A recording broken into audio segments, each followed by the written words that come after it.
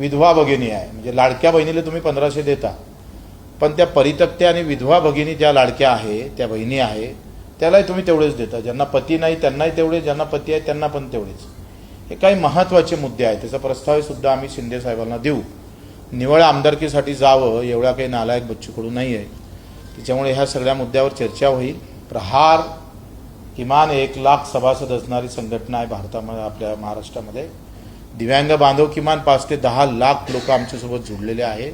तर अतिशय महत्त्वाची अपडेट असणार आहे. विधवा बहिणी आहेत, आपल्या परित्यक्त्या बहिणी आहेत. आता जो व्हिडिओ पाहिला ज्यामध्ये एक महत्त्वाच्या निर्णयासंदर्भात माननीय बच्चू कडू यांनी प्रस्ताव मांडण्यासंदर्भात माहिती देण्यात आलेली आहे. आपल्याला सर्वांना माहिती आहे की माननीय बच्चूजी कडू हे शिवसेनेत प्रवेश घेतलेला आहे. माननीय उपमुख्यमंत्री एकनाथजी शिंदे यांच्यासोबत व गेल्या काही दिवसातच त्यांनी शिवसेनेमध्ये प्रवेश घेतल्यानंतर महत्त्वाचे निर्णय सुद्धा घेण्यास सुरुवात झालेली आहे. तर पहिला निर्णय म्हणजे की दिव्यांग बांधव, जे दिव्यांग लाभार्थी आहे त्यांना देखील म्हणजे 10 ते 12 लाख दिव्यांग बांधव हे बच्चूभाऊ कडून सोबत आहे हे सुद्धा सांगितलेलं आहे. व त्यांचे एक ना एक प्रॉब्लेम्स आहे ते प्रयत्न करत आहेत की सॉल्व्ह करण्यासाठी.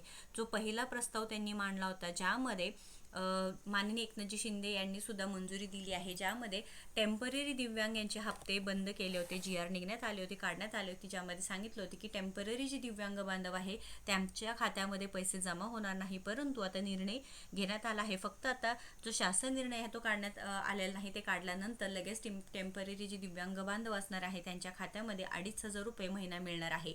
आता हे तर जे काही शिवसेना पक्ष असते त्याच्यात आत्ता प्रवेश झालेला आहे. मात्र माननीय बच्चूजी भाऊ कडू कित्येक वर्षांपासून आंदोलन करत आहे. कित्येक वर्षांपासून आपले शेतकरी बांधव असो किंवा दिव्यांग बांधव असो, विधवा बहिणी असो, त्यांच्यासाठी प्रयत्न करत आहेत. आता हे गेल्या वर्षीचंच तुम्ही बघू शकता परिपत्रक आहे, ज्यामध्ये ऑक्टोबर महिन्यात काढलेलं आहे बघा, ज्यामध्ये शेतकरी शेतमजूर हक्क यात्रा आंदोलन केलं होतं व शेतकऱ्यांसाठी कर्जमाफीसाठी नक्कीच इथे शेतमजुरांसाठी, शेतकरी बांधवांसाठी आपल्या कर्जमाफी व्हावीसाठी प्रयत्न केलेत, आंदोलन केलं. व माननीय आपले मंत्री आपले मुख्यमंत्री देवेंद्रजी फडणवीस यांनी निर्णय सुद्धा देण्यात आला आहे व जूनपासून जे शेतकरी बांधव असणार आहे त्यांची कर्जमाफी सुद्धा होणार आहे. त्यासाठी 20 मे पूर्वी फार्मर ID करणे गरजेचं आहे, हे सुद्धा महत्त्वाची अपडेट देण्यात आली आहे. तर आता जे विधवा व परित्यक्त्या बहिणी आहे त्यांच्या निधी वाढ संदर्भात सुद्धा आता प्रस्तावना लवकरच, जो प्रस्ताव आहे ते लवकरच आता आपले माननीय उपमुख्यमंत्र्यांकडे देण्यात येणार आहे सांगितलं. तर गेल्या वर्षीच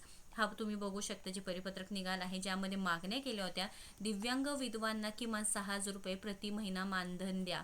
बघा, आत्तापासूनच काम करत नाही तर गेल्या अनेक वर्षांपासून आपले माननीय बच्चूभाऊ कडू प्रयत्न करत आहेत की आपले दिव्यांग बांधव असतील, निराधार असतील, मेंढपाळ, मच्छीमार, शेतमजूर असतील, शेतकरी बांधव असतील, सर्वांसाठी, बांधकाम कामगार असतील, कर्मचारी असतील, यांच्यासाठी नक्कीच इथे बच्चूभाऊ कडू प्रयत्न करत आहेत. व यातला 14वा जो पॉईंट आहे बघा, दिव्यांग विधवांना किमान 6,000 रुपये प्रति महिना मानधन द्या.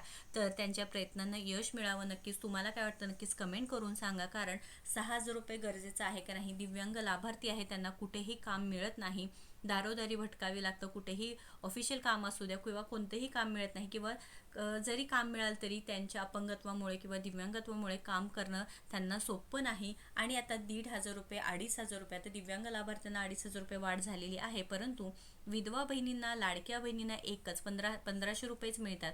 म्हणजे लाडक्या बहिणी आहेत त्यांना सुद्धा 1500च मिळतात, पण विधवा बहिणींना कोणाचाही सपोर्ट नाही, ना सासरचा ना माहेरचा.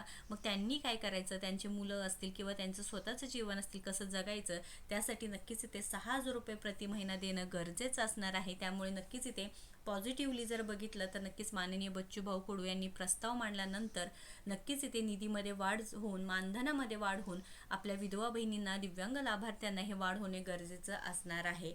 महत्त्वपूर्ण अपडेट आहे. तुमचं काय म्हणणं आहे नक्कीच कमेंट करून सांगा, कारण आपण जर सपोर्ट केला तरच, आपण जर आवाज उठवला, आपण जर या बाबतीत बोललो तर नक्कीच इथे सरकारपर्यंत आवाज जाणार आहे. व आपल्या चॅनलच्या माध्यमातून नक्कीच प्रयत्न सुरू आहेत की आपल्या लाडक्या बहिणी असतील, विधवा बहिणी असतील, परित्यक्त्या बहिणी असतील, आपले दिव्यांग लाभार्थी, निराधार लाभार्थी आहे त्यांच्यासाठी इथे नक्कीच फायद्याचं व्हायला पाहिजे आहे. त्यामुळे नक्कीच आपल्या योजना यात्रा चॅनलच्या माध्यमातून प्रयत्न सुरू आहेत.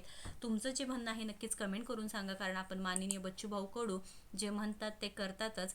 व आता जर त्यांनी लवकरात लवकर प्रस्ताव मांडला तर लवकरच आता जे लाभार्थी असणार आहे दिव्यांग विधवा ज्यांनी मागणी केली होती, मागच्या वर्षी सुद्धा मागणी केली होती, पण आता दिव्यांग लाभार्थ्यांची 2,500 रुपये झालेली आहे. असं हळूहळू प्रत्येक जे विधवा बहिणींना नक्कीच गरज आहे त्यांची सुद्धा मागणी पूर्ण करायला पाहिजे आहे. महत्त्वपूर्ण अपडेट जास्तीत जास्त लाभार्थ्यांना शेअर करा व अशाच महत्त्वपूर्ण अपडेटसाठी आपल्या योजनात्रा आपल्या हक्काच्या पेजला व चॅनलला फॉलो व सबस्क्राईब करायला विसरू नका. धन्यवाद.